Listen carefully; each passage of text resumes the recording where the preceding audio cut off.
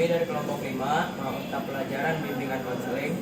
Hari ini kami akan mewawancarai seorang pembina ekstrakurikuler PMR atau Palang Merah Remaja. Sebelum itu, simak video penjelasan dari kami.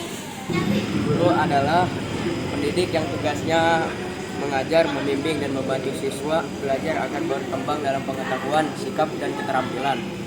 Guru pembina ekstrakurikuler adalah guru yang ditugaskan oleh sekolah untuk membimbing, melatih, dan mengelola kegiatan ekskul berbagai pelajaran akademis.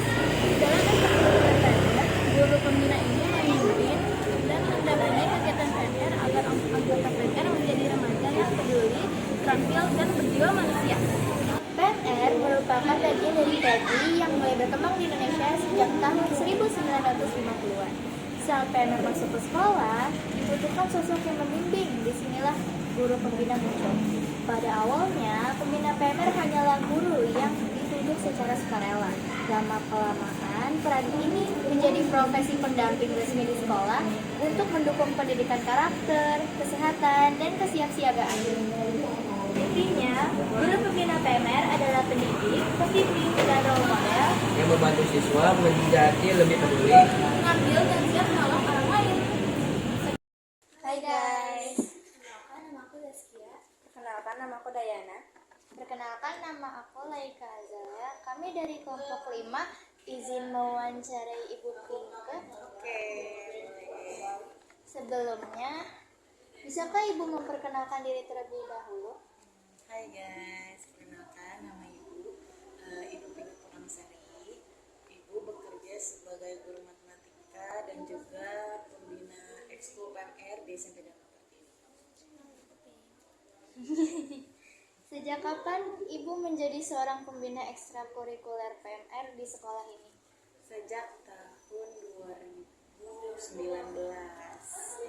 Jadi ya waktu itu sejarahnya itu karena bukan dipaksa sih ya.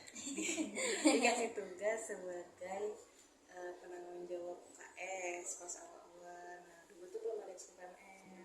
Setelah ada lomba sekolah sehat, baru kita adain ekskul PMR atau Palang Merah Remaja di DP. Udah berapa tahun itu ya, lama banget. Iya.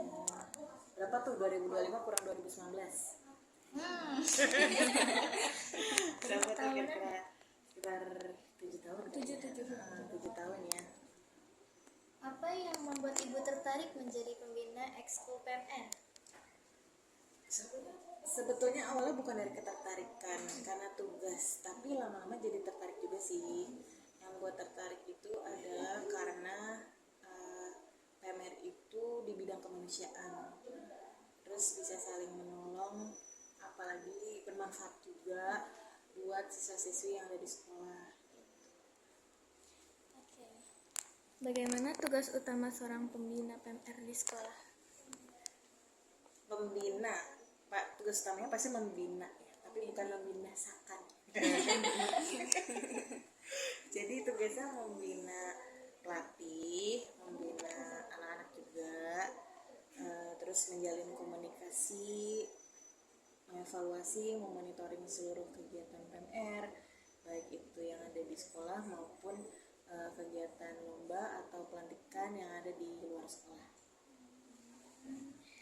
Menurut Ibu, apa kegiatan ekstrakurikuler PMR ini dapat membantu karakter peserta didik? Bisa kasih contohnya itu apa? Oke, pasti sangat membantu banget ya, karena kan di sini ada Saskia nih kebetulan anggota PMR gitu.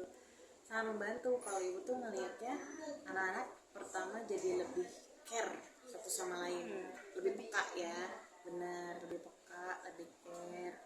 Kemudian punya keterampilan bukan hanya dari segi akademik tapi juga non akademik, terutama anak-anak yang nanti minat nih buat jadi dokter, buat jadi perawat kayak gitu.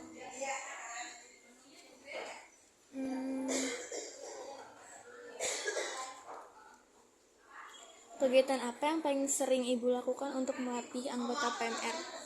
Oke, kalau pembina itu sebetulnya kan bukan melatih langsung ya, tapi hanya yang tadi ibu bilang, memantau, memonitoring, kemudian menjalin komunikasi yang baik gitu. Kalau membina biasanya tuh ibu ngobrol sama pelatih.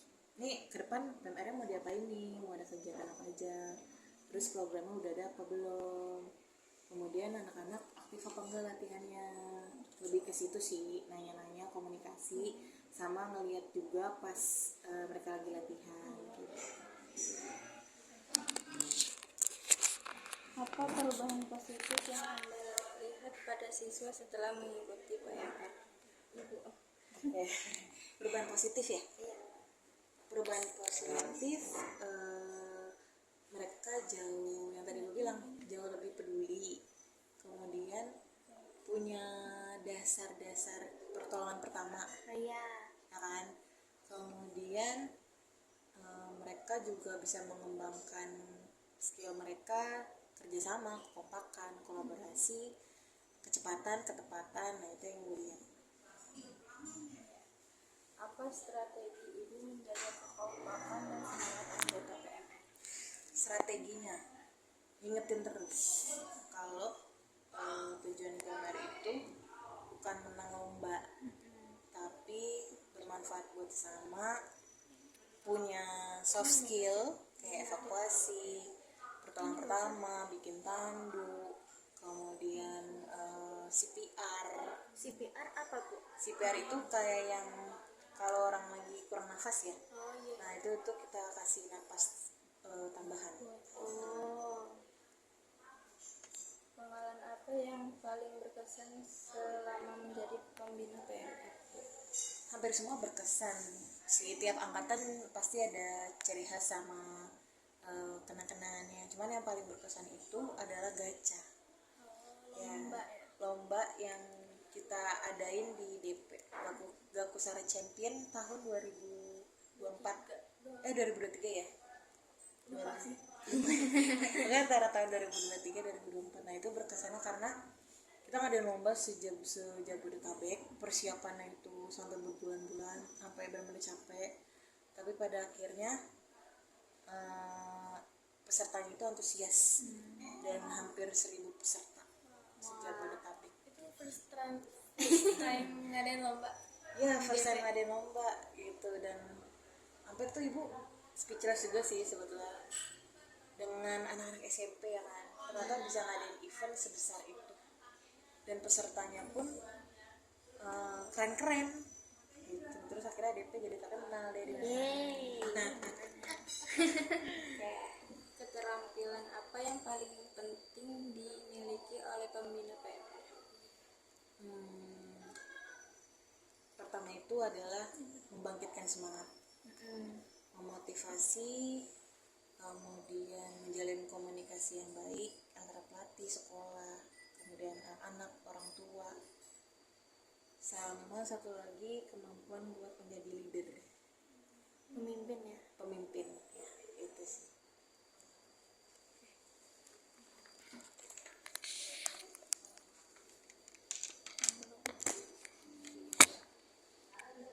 Tadi 10. Sekarang 11.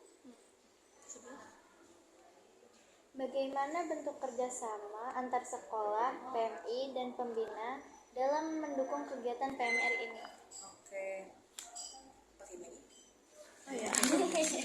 Kerjasama PMI ya. PMI sekolah sama apa tadi?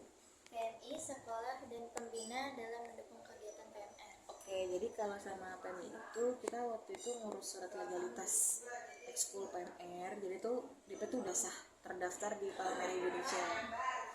Kemudian selain itu kita menjalin kerjasama yang tadi event gacha itu kita mengundang PMI buat datang ke sekolah, terus juga PMI support. Kemudian dalam waktu COVID itu kita pernah kerjasama sama PMI terkait penyemprotan disinfektan waktu zaman COVID ya. Kemudian ada penggalangan dana kemanusiaan, kemudian ada kegiatan donor darah.